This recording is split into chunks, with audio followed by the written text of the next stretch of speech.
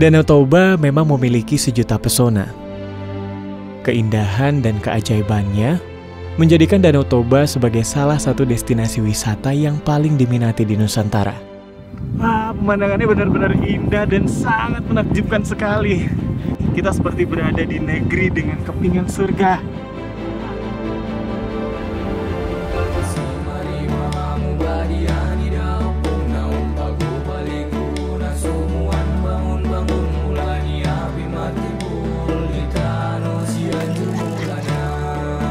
Ulos bagi orang Batak kan ulos, ulas, berarti dia menghangatkan. Nah, kehangatan itu tidak hanya di badan, tapi juga di roh, di jiwa.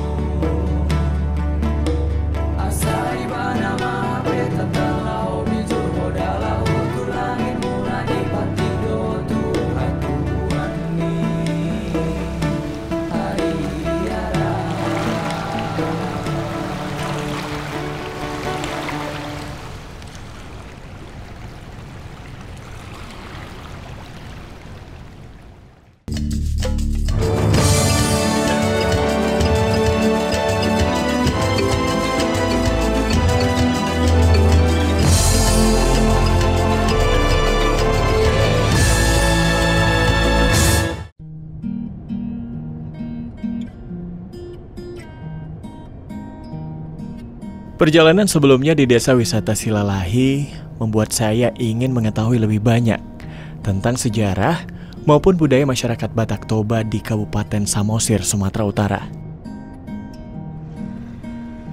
Kenapa Samosir? Karena memang suku Batak Toba diyakini oleh masyarakat berasal dari tempat yang akan saya jelajahi ini.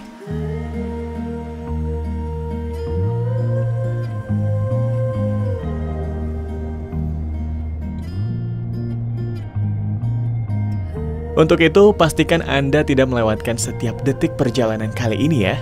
Karena saya jamin Anda akan merasa takjub dengan panorama alam hingga cerita sejarah budaya bangsa Batak di tanah Samosir.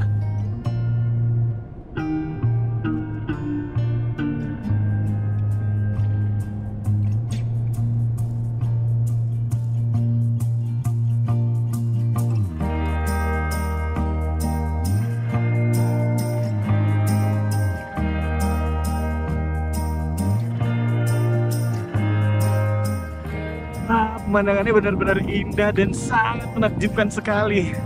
Benar-benar deh ya, ada di Kabupaten Samosir ini kita seperti berada di negeri dengan kepingan surga.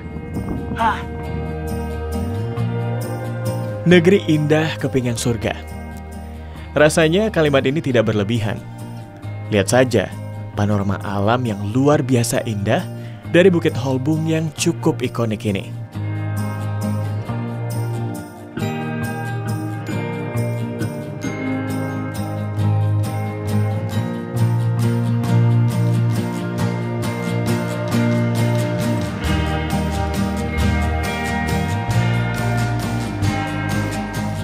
Gunung, danau, dan kaldera Toba adalah komposisi ramuan sempurna yang dapat mewakili keindahan alam Indonesia di Pulau Sumatera. Bagi saya, Danau Toba dengan segala keindahannya adalah salah satu keajaiban di dunia. Kalau ke Samosir itu sebenarnya lengkap ya, completely. Mulai dari culture side-nya, alam, dan sebagainya. Nah, Samosir kan dikenal dengan sebagai asal-muasal bangsa Batak, maka kekayaan budaya menjadi daya tarik, dan kita mempunyai beberapa situs yang sudah menjadi idola daripada para wisatawan. Mulai dari Kecamatan Simanindo, ada Batu Kursi Sialagan yang sangat viral, yang juga Pak Presiden RI 1 sudah datang ke sana. Bahkan G20 juga sudah dikunjungi oleh para wanita-wanita hebat dari berbagai belahan dunia di tahun lalu ya.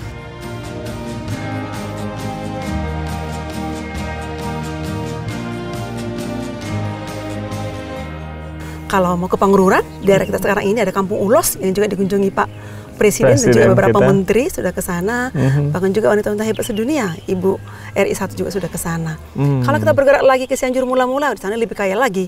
Kekayaan budayanya, ada Batu Hobon, air Sipitudai, 7 rasa, the 7 taste water yang mungkin tidak dimiliki oleh daerah lain. Tapi Samosir punya.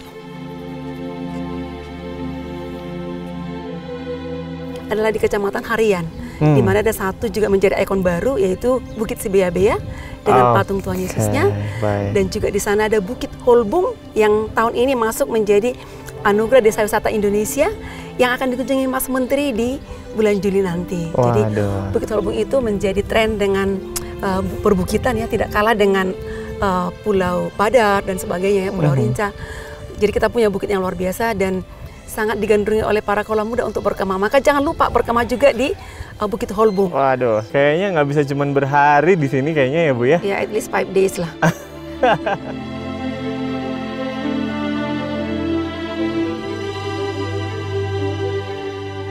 Saya melihat memang sedikit melesat ya pertumbuhan akomodasi juga, demikian juga dengan homestay. Jadi sekarang banyak pilihan.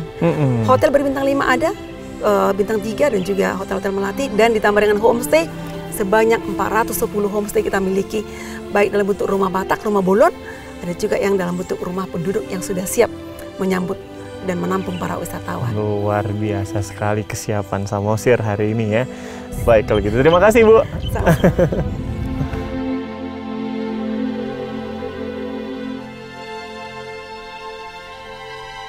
Sejarah mencatat, peradaban pertama bangsa Batak di kawasan Danau Toba sudah ada sejak 2.500 tahun lalu. Hal ini menjadikan Danau Toba sebagai salah satu tempat paling bersejarah di Indonesia. Wah, pemirsa, bagus dan indah sekali. Dan sekarang ini kita lagi ada di kaki Gunung Pusuk Buhit, dan kita sedang menuju salah satu situs Batak ya, yang namanya Batu Hobon. Ikuti terus perjalanan saya.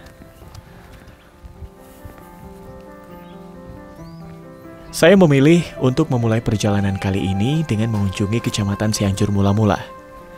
Kawasan ini diyakini sebagai tempat asal leluhur bangsa Batak Toba memulai kehidupan mereka di kawasan danau ini. Di sini terdapat objek wisata budaya Batu Hobon. Lokasinya berada di Desa Limbong Sagala.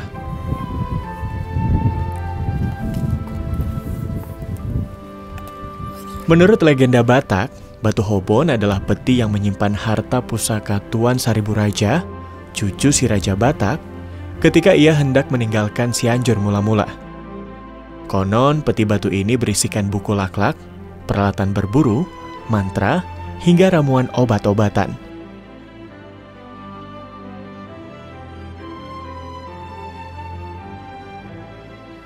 Tak jauh dari Batu Hobon, saya juga mengunjungi situs cagar budaya Aek Sipitudai, yang berarti mata air 7 rasa. Lokasinya berada di kaki Gunung Pusuk Buhit, tepatnya di Desa Sipitudai. Nah, pemirsa, jadi untuk masuk ke kawasan sakral Aek Sipitudai memang kita harus membuka sepatu terlebih dahulu. Yuk, kita ke dalam. Ini juga merupakan tempat yang disakralkan oleh masyarakat setempat. Aek Sipitudai yang berbentuk mata air ini sejak dulu sudah menjadi sumber kehidupan bagi leluhur Batak Toba.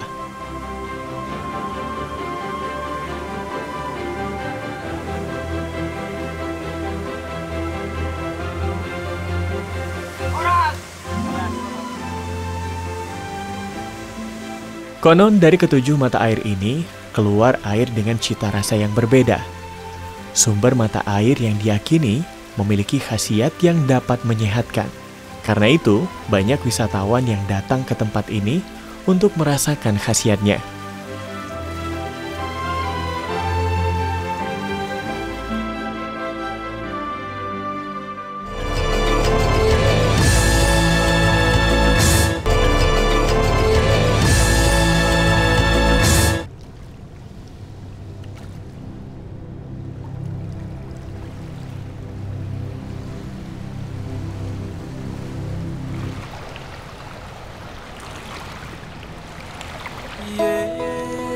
Tortor Sipitusawan ima tortor namar haroron sia tortor pangurason. Pangurasoni ima hapolinon, hayason, habadiaon, nito dinang pamatang. Di tortorhon maon, uju ulaon namar boho, isarana uju manggali hangalan. Palahon nakatodi nahodar, nang manguras akan namar situhu.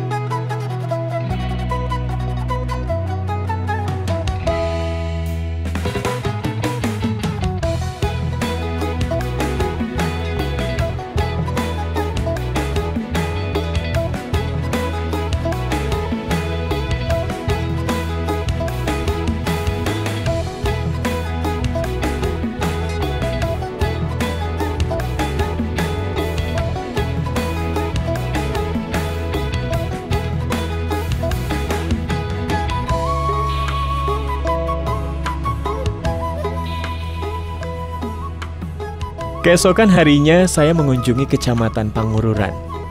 Saya mendengar di sini ada seorang perempuan asli Batak yang sejak dulu telah mengabdikan dirinya untuk melestarikan seni tari tradisional Batak. Pada tahun 2006 lalu, ia mendirikan sanggar seni bernama Joloniu. Hingga saat ini, sanggar tari Joloniu sudah berhasil mencetak generasi muda yang cinta akan seni budaya daerah mereka sendiri. 2, 3, 4, 5, 6, 7, 8, naik tangannya. 1, 2, 3, 4, 5, 6, 7, ayun tangan. 1, 2, 3, 4, 5, 6, 7. Sanggar ini kita bentuk 2006 di bulan Juli tanggal 10. Jadi ini saya buat nih sanggar yang dulu saya harus kuatkan, lalu yang dulu itu saya kembangkan menjadi sebuah daya tarik untuk wisatawan. Jadi harus ada yang terbaru. Jadi kita kalau di Sanggar Joloniu ciri khasnya setiap tampil itu nggak boleh kami mengulang perform. Misalnya kalau udah tampil ini tarian ini di sini, bagi saya itu tampil lagi di event yang sama itu saya nggak mau, harus yang terbaru. 8, 1, 2. Sanggarnya itu ini dari 2006 6. sampai sekarang itu Ya, udah manggung di mana-mana katanya. Oh ya, gimana nih? Toh mungkin boleh cerita dulu? Boleh. Jadi saya kan 2006 kemari, 2007 sanggar kita langsung buat kolosal tari 70 orang, berkembang 300 orang, berkembang 600 orang. Luar biasa. Terus 2012 kita go internasional Belanda ke Amsterdam, hanya dengan membawa tari yang tradisi tadi, yang Jolo, yang dulu itu. Jiwa saya itu kan memang jiwa seniman, tapi saya punya akademik yang harus saya mengedukasi. Jadi saya nggak akan mungkin bisa berkembang kalau saya tidak bisa jadi mengedukasi anak-anak. Jadi karena saya guru SMA, setiap tahun itu saya harus meregenerasi minimal 2 mengikut seperti saya. Ambil kuliahnya, tamat kuliah saya tarik kemari ke Samosir. Maka yang mengajar ini adalah orang-orang instrukturnya alumni-alumni. Jadi itu yang menarik, bisa bertahan karena saya memang meregenerasi, tidak memutus rantainya. 5, 6, 7, berdiri pelan. Tuh, 2, 3, 4, 5. Saya ngelihat adik-adik di sini juga usianya masih sangat-sangat muda, tapi antusiasnya mereka cukup tinggi untuk mau belajar. Semoga, ya, amin. Kan? Ini ada itu paksa juga. Gimana? Joloniu itu orang Batak itu pada prinsipnya tidak akan pernah memaksa, tapi memberikan ruang dan kesempatan. Ini kan mereka ini kan tidak ada tidak ada administrasi. Semuanya gratis. Iya, jadi datang mereka, kita ajarin. Wah, senang ya melihat anak-anak Toba ini begitu antusias mengenal dan mempelajari seni budaya leluhur mereka. Sebuah pemandangan mahal yang hampir tak terlihat lagi di daerah perkotaan. Nampaknya masyarakat di sini benar-benar mencintai seni budaya leluhur mereka.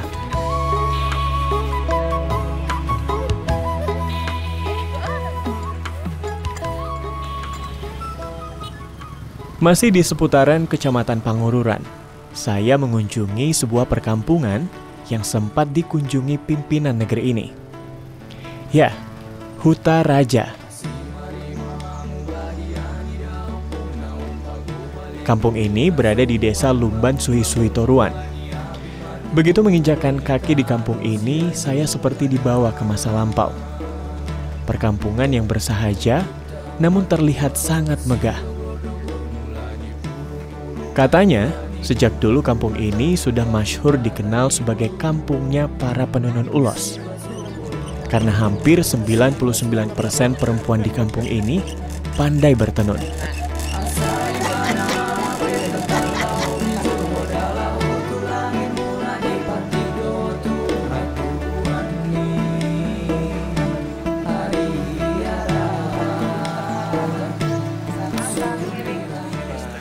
Pemirsa, ini ulos yang saya pakai ini adalah ulos yang sudah ada sejak dulu. Jadi dari leluhurnya ya Bu ya, leluhurnya Ibu. Dan ini juga ulosnya sudah sangat lawas sekali dua-duanya. Kalau ini dijual, ini satunya yang ini 30 juta, yang ini juga 30 juta. Jadi total yang saya pakai hari ini 60 juta rupiah. Bahkan, para penenun di kampung ini juga banyak menerima tawaran menenun kain dari daerah lain, seperti Uwis Karo. Jadi kalau yang ini tuh memang ulosnya Batak, tapi kalau yang Ibu kerjain ini karena ada orderan, jadi ngerjain yang Karo juga. Bisa juga ternyata Ibu ya.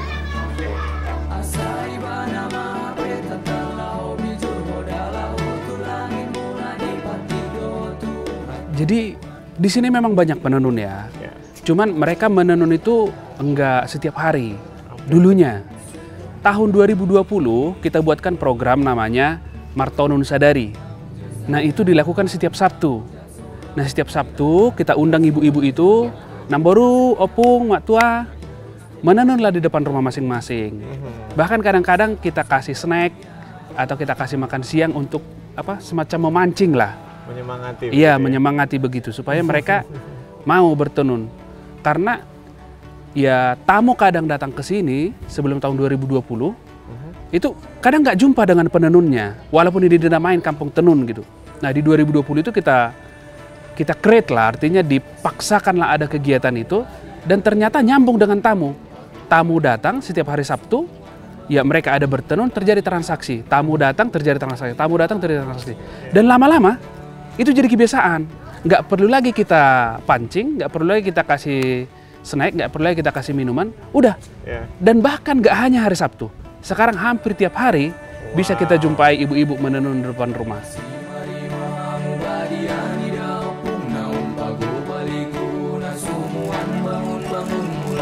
Pagi Bu.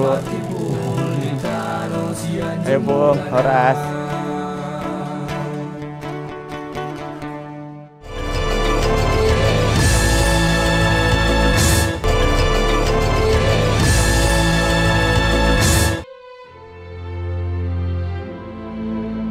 Pagi yang cerah menemani perjalanan saya kali ini. Bertemu dengan Sepuan Sinaga, seorang anak muda asli Batak yang lagi-lagi membuat saya kagum sekaligus terheran-heran. Bagaimana tidak, di usianya yang masih sangat muda, ia mengerti dan paham betul tentang adat budaya masyarakat Batak Toba. Saya juga pengen lihat secara langsung nih ulos koleksinya Bang Sepuan. Boleh Bang ya? Ayo.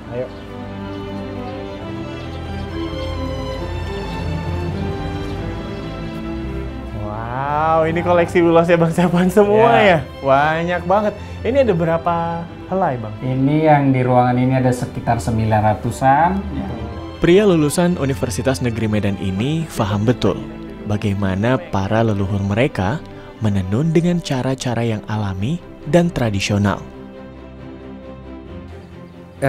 Ulos bagi orang Batak kan ulas, berarti dia menghangatkan.